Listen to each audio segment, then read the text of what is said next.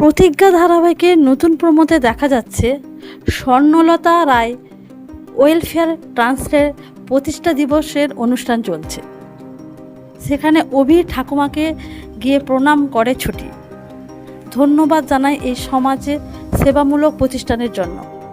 মুখ ও বধির শিশুদের জন্য এই সংগঠন যেভাবে কাজ করে সেটা যেন আগামীতেও চালিয়ে যায় সেই আবেদন জানায়। আশীর্বাদ নেয় ঠাম্মির। এই জিনিসটা কিছুই সহ্য করতে পারছে না নকল পরী। সে স্থির করে ছুটিকে হেনস্থা করবে।